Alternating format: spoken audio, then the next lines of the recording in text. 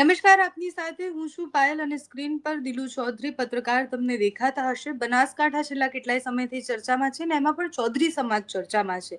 Ajmal ચૌધરીનો case, એના પછી ચૌધરી સમાજની ચીમકી કે 11 તારીખે બધા જ ગાંધીનગર ભેગા થવાના છે. એ બધાની વચ્ચે મહંતની ધરપકડ થવી અને હવે એ કેસમાં શું થવાની છે, કેસની શરૂઆત, વિસ્તારથી આ વિષય પર વાત કરવી છે. દિલુભાઈ, આપનું ખૂબ ખૂબ સ્વાગત છે જમાવટ પર. અને પહેલો પ્રશ્ન એ છે કે આખા કેસ તમે જ્યારે પહેલા દિવસથી જોયો હશે તો આખા કેસમાં તમને શું લાગે છે કે ચૌધરી સમાજના લોકો ભેગા થયા, શંકર ચૌધરી પણ આવ્યા અને હવે 11 તારીખે ભેગા થવાના હતા ગાંધીનગરમાં, ચીમકી આપી હતી સરકારને. એની પહેલા મહંતની ધરપકડ થાય છે. અજમલભાઈની તબિયત પણ અત્યારે ઠીક નથી, એ હોસ્પિટલમાં છે. આખા કેસમાં હવે આગળ તમને શું દેખાઈ રહ્યું છે? પોલીસની કાર્યવાહી અત્યાર સુધીની કેવી હતી અને હવે શું કરવાના છે ચૌધરી સમાજ? જો સમાજની એક જ હતી કે ભાઈ બળદેવગીરીની ધરપકડ થાય, અને હવે બળદેવગીરીની ધરપકડ થઈ ગઈ છે એટલે મુખ્ય માંગણી જે હતી એ સંતોષાઈ ગઈ છે. પરંતુ ધરપકડની અંદર જે આટલી બધી વાર થઈ, જે આટલો બધો સમય લાગી ગયો, એને લઈને ક્યાંક ને ક્યાંક નારાજગી હતી. અને જે આજ દિવસ સુધી દેખાતી નથી બેન, આ સંપૂર્ણ સમાજોની અંદર, બધા જ સમાજોની અંદર એ વસ્તુની હતી એમ કે કેમ આટલો સમય થઈ ગયો છતાં પણ આ મહંતની ધરપકડ નથી કરવામાં આવતી. પરંતુ જયારે કોઈ પણ ઘટના ઘટતી હોય છે ને જે ઘટનાની અંદર ધારો કે જે ઘટના ઘટી એ ઘટનાનો વિડીયો પણ હતા દેવદારબર જાગીર મઠની અંદર. જે પેલા 5-6 લોકોએ મતલબ કે બેરહેમીથી એક વૃદ્ધને મારવાનું કામ કર્યું, જે ગુજરાતની અંદર બિલકુલ કંઈક સારું. પરંતુ વાતચીત ઘણી બધી વખત કેવી જગ્યાએ જઈને અટકતી હોય છે કે જે ધરપકડ કરવાની હતી, કે જેમના ઉપર કેસ દાખલ કરવાના હતા ને, એ એટલે ઓગળ જાગીર મંઠ એટલે અહીંનું અમારે ઓગળ તાલુકાનું જે નામ આપવામાં આવ્યું અને અમારું અહીંનું ઐતિહાસિક પૌરાણિક ધાર્મિક સ્થળ છે. અને જ્યાં 18 વર્ણના લોકો એ સાથે જોડાયેલા છે, એટલે કે બધાનું આસ્થાનું કેન્દ્ર છે. અને એ જે ગાદી ઉપર બેઠા હતા એ ઓગળ ભગવાનની ગાદી હોય એવું કહેવાય, બરોબર. પરંતુ કર્મ એ મહંતના સારા ન હતા. પરંતુ વિચારવાની વાત એ હતી કે ઓગળની ગાદી ઉપર બેઠા હતા અને ખરાબ કર્મ કર્યું હતું. એટલે આ તો એક તમે વિચાર કરો ને, તો આ તો જે ગાદી ઉપર બેઠા હતા ને આ કામ કર્યું ને, એ બહુ ખરાબ કૃત્ય કહેવાય, ન કરવું જોઈએ. કારણ કે લોકો એમને ભગવાનની નજરે જોતા હોય. પરંતુ જે અહીંયા સ્થાનીય જે હતું બધું સામાજિક અસમરસતા ન ફેલાય, કોઈ પણ વસ્તુ કરવામાં તો એકદમ થઈ જાય, બરોબર. પણ પછી જે થાય છે, ધારો કે આ અજમલ કાકાને જે કરવાનું હતું કરી નાખ્યું, પણ પછી એના પછી તમે જોયું ને કેટલું બધું સામાજિક અસંતોષ ફેલાયો, અને એક સમાજ નહીં બધા જ સમાજોમાં. તો આવું કોઈ ન થાય એને ધ્યાનમાં લઈને આટલા દિવસ સુધી જે મતલબ કે જે પ્રક્રિયાની અંદર લેટ થયું ને, એનું કારણ જ એ હતું. અને એવું નથી, બધા સમાજોએ આમાં સાથ આપ્યો છે, સહકાર આપ્યો છે. કોઈ સમાજે કોઈ જગ્યાએ અશાંતિ ડોળાય એવું ક્યાંય કાર્ય નહીં કર્યું. અને હું તો જે જાગીર મઠ છે ને, જેમ કે દરબારોનો જાગીર મઠ છે, ખરેખર ધન્યવાદ એમને અને એમના સમાજને આપવા જોઈએ, એમના આગેવાનોને આપવા જોઈએ કે એમના આગેવાનોએ એવું ક્યારેય નથી કહ્યું કે ભાઈ, એમને કહ્યું કે ભલે મહંતે ખોટું કર્યું છે તો એમની ધરપકડ થવી જ જોઈએ, બરોબર. પણ અને એમના કોઈ પણ ધારો કે માણસોએ, કોઈ પણ એવા લોકોએ કોઈએ પણ આડી અવળી કોમેન્ટો કરી છે, કશું કેવું કર્યું છે, તો જે શાંતિ બની રહે એ માટે કરીને એ લોકોએ તાત્કાલિક ડિલેટો કરાવી છે. કોઈ એવા વિડીયો મૂક્યા હશે તો એમને પણ એ લોકોએ તાત્કાલિક ડિલેટ કરાવ્યા હશે. તો આ જે બધું, જેમ કે એ એમનો જાગીર મઠ હતો, પરંતુ જે મહંતે કૃત્ય કર્યું હતું એ તો હવે જે બેન ખોટું કરે કાયદાની અંદર, એને તો ખોટું ભોગવવું જ પડે. કર્મ તો ક્યારેય કોઈને છોડતું નથી.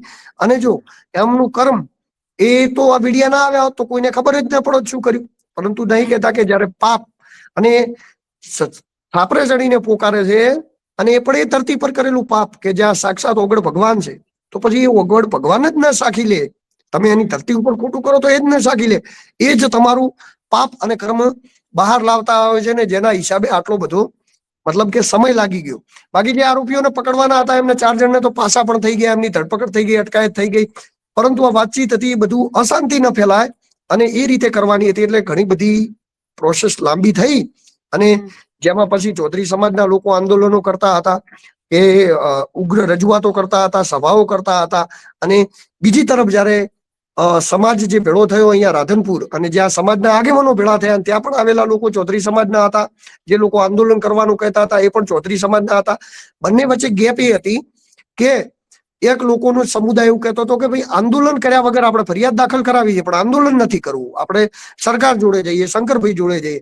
એક લોકો હતા એમને એવું કહ્યું હતું કે ના, આંદોલન તો કરવું જ છે, આ મામલે જો ફરિયાદ દાખલ ના થાય તો આંદોલન કરવું છે. એમનો પણ મત એ જ હતો કે ફરિયાદ, એટલે બંને પ્રકારના લોકોની લાગણીઓ એ જ હતી કે દાખલ થાય.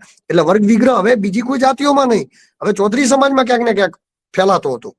એટલે આ મામલાને ધ્યાનમાં રાખી અને જે ચૌધરી સમાજની મિટિંગો જે મળતી હતી, જે આવેદનો આપતા હતા, જે આંદોલન કરતા હતા, ત્યારબાદ જે મિટિંગો ચૌધરી સમાજના આગેવાનોની જે મિટિંગો મળી એમાં, અને એમને કહ્યું હતું કે ભાઈ આની અંદર જે બાબતે જે યોગ્ય નિર્ણય હશે, જે કાયદા હશે, કાયદાકીય રીતે કામ તેના 24 કલાકની અંદર મહંતની અટકાયત કરી લેવામાં આવી. એટલે અમુક વસ્તુઓ કેવી હોય છે બેન કે સંયમ, શાંતિ એટલા માટે રાખવી જરૂરી હોય છે કે ક્યારેક આંદોલન થઈ જાય. તમને પણ ખબર છે, જયારે ઊણવાળી ઘટના બની ત્યારે હું તો પત્રકાર હતો. પત્રકારની રીતે તો મારી પાછળ ચૌધરી લાગતું હતું.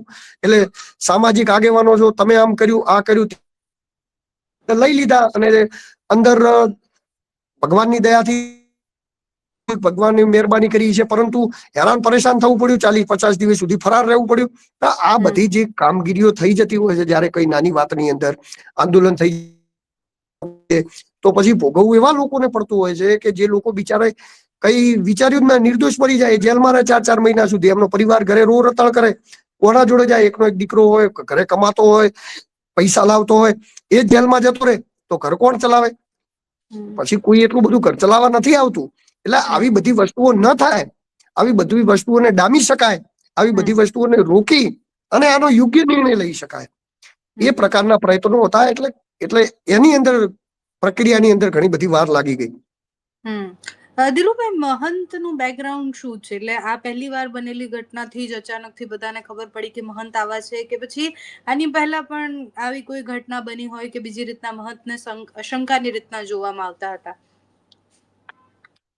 બેન, મહંત વાળી વસ્તુ કેવું છે કે પોતપોતાને પર્સનલ અનુભવ હોય, કોને પોતાનું મહંત જોડે શું પર્સનલ છે, શું નથી, એ પોતપોતાના દરેકનો અલગ અલગ પ્રકારનો વિષય હોય. હવે મારી જ વાત કરો તો મને જ આ 3 વર્ષ પહેલા આ જે બળદેવગીરી મહંત છે એમનો મને ખુદને કડવો અનુભવ થયેલો છે. હું જ ત્યાં વિડીયોની માધ્યમથી ગયો હતો બનાવવા માટે કરીને. મારા જ કેમેરામેને થોડી ઉતાવળ કરી નાખી, આપણે કોઈને વિડીયો પૂછીને બનાવી અને થોડી ઉતાવળ કરી નાખી વિડીયો ચાલુ કરી. મને જેવું એ જે એને કેમેરામેનને જેવું કે વિડીયો મૂક કે આપણે બધું ફૂટી જશે. પરંતુ આપણે મર્યાદામાં એટલા રહ્યા કે ઓગણના મહંત છે એટલે આપણે કીધું કે બાપુ, અમે અહીંયા સારું દેવ જાગીર મઠનો ઇતિહાસ બતાવવા આવ્યા છે, આ બતાવવા આવ્યા છે, તે બતાવવા આવ્યા. પછી એમને કીધું પણ ખરું કે આવો, બેસો, હું તમારા માટે ચા પણ બનાવું, આ તે.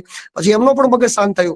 પરંતુ મૂળભૂત વસ્તુ કેવી છે કે જે સ્વભાવ છે ને તમારો, જે પ્રકૃતિ બોલવાની, જે વાતચીત કરવાની તમ, એ એવી ન હોવી જોઈએ કે કોઈકને બોલો તો તમારી તોછડી ભાષા લાગે કે એ રીતે તમે બોલી જાઓ. પછી કેવું થાય કે આપણે જે પદ ઉપર છીએ ને એની એક ગરિમા પણ હોય. તમારે જોવાનું કે મહંત હોય, સંત હોય, એમનું નેચર કેવું હોવું જોઈએ. કોઈ વિંચી હોય તો વિંચી એમને ડંખ મારે, ત્યારે એક પેલી વાર્તા તમે સાંભળી હોય તો વારંવાર એ મહંત એમને બચાવતા હોય છે, વિંચી એમને ડંખ મારતી હોય છતાં પણ વારંવાર બચાવતા હોય છે. તો શિષ્ય કહે, કેમ વારંવાર બચાવો છો 4 દિવસથી? એ તમને રોજ ડંખ મારે. ત્યારે એ કહે કે એનું કામ ડંખ મારવાનું છે, મારું કામ બચાવવાનું છે. આ કામ મહંતોને કરવાનું હોય, નહીં કે આ જે આવડું મોટું આસ્થાનું કેન્દ્ર છે, દેવ દરબાર જાગીર મઠ, જ્યાં લાખો લોકોની આસ્થા જોડાયેલી, એ જગ્યાએ તમે આવા કૃત્ય કરો તો એ મઠની પણ ઇજ્જત જાય, એ ગાદીની પણ ઇજ્જત જાય. એટલે આવા બધા વિષયો હતા. પણ હવે જે થયું એની પાછળ તો હવે બીજું તો શું કરી શકાય? જે થયું હતું એ થયું હતું ને, એની બધી ચર્ચાઓ હતી ને, હવે પછી એમની અટકાયત કરી છે ને હવે કાયદેસરની કાર્યવાહી પણ હાથ ધરી. તો આ અજમલભાઈ અને મહંત વચ્ચે બબાલની શરૂઆત કેવી રીતના થઈ? પછી અજમલભાઈને એમના લોકો ઉપાડી ગયા ને બધી જ આખી કહાનીની શરૂઆત ક્યાંથી થઈ? એ લોકોને પહેલેથી કોઈ વાતથી બબાલ ચાલતી હતી કે અજમલભાઈ અને મહંતનું શું કનેક્શન હતું? અજમલભાઈ ને મહંતનું એટલું જ કનેક્શન છે બેન કે અમારે અહીંયા દેવ દરબાર જાગીર મઠની અંદર બધા જ જે અન્ય પ્રકારના સમાજો હોય, બધા ગામ દીઠ ઘી, બાજરી એટલે કે દાણો, ઘી, આ બધી પ્રકારનું પૈસા ને આવું બધું આપવાનો એક રિવાજ થતો હોય છે. અમારે અહીંયા થળી જાગીર મઠ છે, અહીંયા અમારે દેવ દરબાર જાગીર મઠ છે. આના મહંતો જયારે અમારા ગામની અંદર આવે ત્યારે અમારું આખું ગામ ભેળું થઈને એને દાણા અને બધી વ્યવસ્થાઓ કરી આપે. આ એક ગામ નહીં, બધા ગામમાં આવું બધું ચાલતું હોય છે. તો આમને જે થળી જાગીર મઠ જોડે જે વિવાદ પડ્યો હતો એ જાગીર મઠની અંદર કેવું હતું કે હું તમને શોર્ટમાં પટાવી દઉં. બળદેવગીરીનું ગ્રુપ એવું કહેતું હતું કે અમારે શંકરગીરીને બિહારવા છે, અને જે સામે જે દેવ થઈ ગયા હતા બાપુ એમનું ગ્રુપ એવું કહેતું હતું કે અમારે કાર્તિકપુરીને બેસાડવા છે. હવે કાર્તિકપુરીને શંકરપુરીને બેસાડવામાં મામલો કોર્ટની અંદર ગયો. એ લોકોનો કોર્ટે હુકમ પણ કર્યો અને હુકમ કાર્તિકપુરીનો કર્યો હતો, પણ જેમ તેમ કરીને બળદેવગીરી એમને શંકરગીરીને બેસાડી દીધા, અને એ બધું એવું બધું ચાલતું જ હતું આ વિવાદ. હવે ક્યાંક ને ક્યાંક કોક નિવેદન આપ્યું હશે.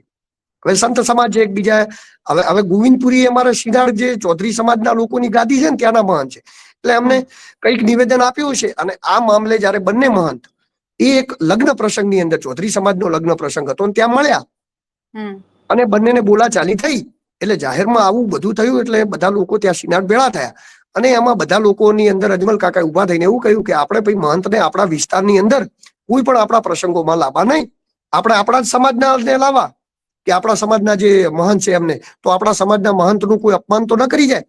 આટલી જ વાત હતી. હવે આ તો વાત કેવું છે કે બેન બધું સ્વતંત્ર છે, પોતપોતાની રીતે મારા ઘરે મારે કોને લાવવું કોને ના લાવવું એનું ડિસિઝન હું લઈ શકું. આ વાત હતી. અને આ વાત ઉપર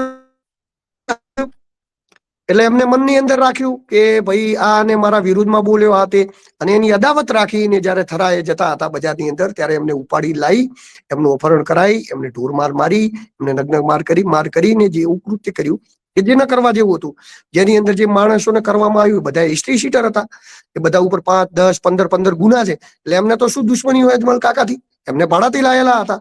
અને આ બધી વિષય વસ્તુઓ જયારે થઈ અને આ બધું થયું ને એની પછી જયારે આ લોકોનો આક્રોશ અને આ બધું થયું ને પછી કોઈ એવું નથી, બધા સમાજો મતલબ કે ઈચ્છે છે કે ભાઈ ફરિયાદ થાય બળદેવગીરી ઉપર, અને પછી એ વસ્તુને ધ્યાનમાં રાખી અને આ ફરિયાદ કરવામાં આવે. છેલ્લો સવાલ છે દિલુભાઈ કે આટલા સમયથી, એટલે આ કેસના એકાદ મહિનો હવે તો ઓલમોસ્ટ થઈ ગયો હશે ને, આટલા સમયથી બધા એક જ માંગ કરી રહ્યા, ચૌધરી સમાજે જ્યાં સ્ટેન્ડ મળ્યું, જ્યાં જગ્યા મળી, જ્યાં નિવેદનો આપવાના હતા ત્યાં બધે નિવેદન આપીને જ કહ્યું કે પહેલી માંગ એ જ છે કે મહંતની ધરપકડ થવી જોઈએ. હવે પાણી માથાની ઉપર જતું રહ્યું એ પરિસ્થિતિ હતી, કારણ કે બધા જ આગેવાનો એવું કહી દીધું હતું કે અમને રોકવા હોય તો રોકી લેજો, 11 તારીખે અમે ગાંધીનગર ભેગા થઈશું. એ દબાણમાં આટલી જલ્દી કાર્યવાહી થઈ, કારણ કે જો કાર્યવાહી કરવાની જ હોત તો પોલીસ આટલા સમયમાં કરી જ શકતી હતી, મહંતને પૂછપરછ કરવાની હોત તો આટલા સમયમાં થઈ શકતી હતી. આ ચીમકીના કારણે આટલી જલ્દી કાર્યવાહી થઈ કે અટકાયત કે ધરપકડ ને પૂછપરછની શરૂઆત થઈ? જો કોઈ પણ વસ્તુના બે પહેલું હોય બેન. જે વાતચીત દબાણ વાળી હતી એ તો બરોબર છે, કારણ કે અહીંથી ઘણા બધા લોકો ગાંધીનગર જતા હોય એટલે દબાણ તો હોય જ. સરકારને પણ સમસ્યા આવે, ટ્રાફિકની સમસ્યા આવે, બીજું કોઈ કોકરી ચાળો કરી જાય, કંઈક થઈ જાય તો જવાબદારી પણ આવે. આ બધી સમસ્યા હોય. પરંતુ સવિશેષ જે સમાજના લોકો હતા કે સમાજના જે આગેવાનો પણ હતા, બરોબર, અને જેમને મતલબ કે જે લોકો આંદોલન પણ કરતા હતા, બંનેની એક જ વસ્તુ હતી, બંને ન્યાય માંગતા હતા અને બંને ફરિયાદ ઈચ્છતા હતા. તો વાતચીત એવી પણ હતી કે બેન અહીંયાથી આંદોલન લઈને 1000 ટ્રેક્ટરો લઈને ગાંધીનગર જાય અને કોઈક અસામાજિક તત્વો 25-50 રેલીમાં ઘૂસી જાય અને કોઈ તોડફોડ કરી દે, કોઈ માર ઝૂડ કરી દે, કશું કા કરી દે, તો સંપૂર્ણ સમાજને ભોગવવું પડે ને. એ પછી કોઈ એક વ્યક્તિ થોડો ભોગવે, એ સંપૂર્ણ ચૌધરી સમાજ ભોગવે. અને ચૌધરી સમાજના જે લોકો અહીંથી આંદોલન લઈને જતા હતા એમાંથી ઘણા બધા લોકોને જેલમાં જવું પડે, જેમને આયોજન કર્યું એમને જેલમાં જવું પડે. કારણ કે તમે જે પણ કરો અને અહીંથી લઈને નીકળ્યા હો, થાય કઈ પણ જવાબદારી કોની આવે? જે લઈને નીકળ્યો એની જ આવે. તો આવી બધી ઘણી બધી વસ્તુઓ હતી, એટલે કે શાંતિ પણ જળવાઈ રહે ગુજરાતની અને એનો નિર્ણય પણ આવી જાય એટલા માટે કરી. અને આ જે મતલબ જે પ્રેશર પણ હતું, અને જે પ્રેશર હતું એના સાથે સાથે એ પણ હતું કે જો કોઈને નુકસાન થઈ જશે, કોઈને આ થઈ જશે તો એની જવાબદારી કોની આવશે? તો એ બંને વસ્તુને, બંને પહેલુઓને એ રીતે વિચારી અને એની અંદર યોગ્ય નિર્ણય કરવામાં આવ્યો છે. કારણ કે કોઈ ઈચ્છતું નતું કે આ રીતે આંદોલન કરવું, કારણ કે આંદોલન કરવું કરતા આંદોલનની અંદર સંયમતા જાળવવી એ ખૂબ જરૂરી હોય છે, જે નથી જળવાતી. પછી શું છે કે 25-50 માણસો એવા પણ હોય અંદર કે જે ખૂબ ઉગ્ર હોય, એમને તમે ગમે એટલું કહો, શાંતિ રાખવાનું ન રાખે, શાંતિને કંઈક ઉગ્રતામાં કરી દે, તો પછી કોઈ બધા લોકો કઈ ખરાબ નથી હોતા આંદોલનમાં, પણ 25-50 ના લીધે આવેલા બધા લોકોને પછી એ વસ્તુ ભોગવવી પડતી હોય છે. હવે આગળ શું પોલીસનો સ્ટેન્ડ શું છે? આગળ કયા પ્રકારની કાર્યવાહી પોલીસ કરવાના છે? અત્યારે એમને સવારથી લઈ ગયા, એના પછી શું થયું છે? એના પછી ઘટનાક્રમ એવો છે કે પોલીસની અંદર એમને અટક કરી લેવામાં આવ્યા, ગુનો અપહરણની એક્ટ, જે મારામારીની એક્ટ, જે એક્ટની અંદર ગુનો બનેલો હતો અને જે ગુનાની અંદર 4 લોકોની ધરપકડ આગળ થઈ ચૂકી હતી, એ જ ગુનાની અંદર એમને અટક કરી અને એમના ઉપર એવું સૂત્રોના આધારે મને માહિતી છે.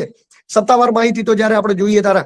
અને હવે અમને જે આગે કોર્ટની જે પ્રક્રિયા થતી છે કે જે હશે એ પ્રકારનું થતું હશે, એ પ્રકારે આગળની કાર્યવાહી હવે પછી હાથ ધરીને આગળની કાર્યવાહી કરવામાં આવશે.